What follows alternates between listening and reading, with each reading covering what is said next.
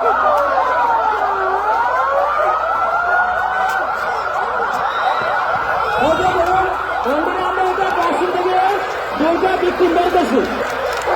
বিক্ষোভ বের করছি। ওদের সমস্যা হলো একজন হাতে ব্যথা পাইছে আর একজন মাথায় ব্যথা পাইছে। আমরা যে জায়গায় আঘাত পেয়েছি ওই অনুযায়ী আমরা ফার্স্ট করছি।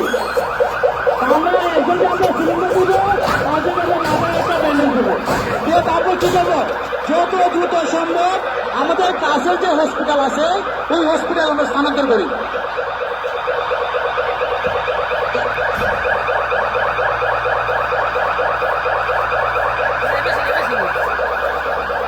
এবং শিক্ষার্থীবৃন্দ আপনারা শুনুন, আমাদের যে ফার্স্ট এড টিম এরা কিন্তু প্রশিক্ষণ প্রাপ্ত, আমি ইউনিভার্সিটিতে প্রশিক্ষণ প্রাপ্ত। আমাদের যে টিমগুলো আছে এরা প্রত্যেকে ফার্স্ট এড টিম। আমাদের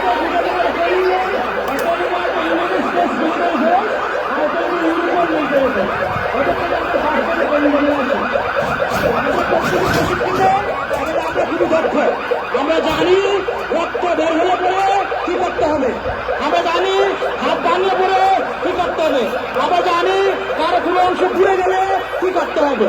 এই বেসিক ট্রেনিং গুলো আমাদের প্রত্যেকটা সদস্য জানেন। আমরা এই বিক্ষোভের যে পরিমাণ যে লেভেলে ক্যাজুয়ালিটি পাওয়া গেছে এইভাবে আমরা চিকিৎসা দিচ্ছি।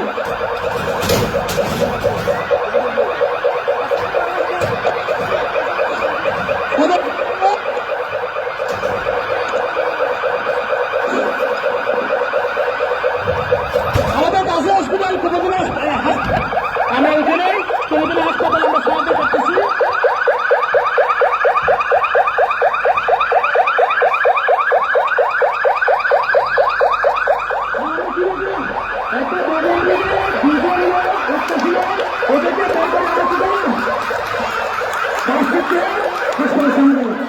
এই পারে একটা বলে আপনার দেহে যে রক্ত আছে, আপনার বডিতে যে রক্ত আছে, যদি কোনো কারণে 1 থেকে 1.5 লিটার রক্ত কোনো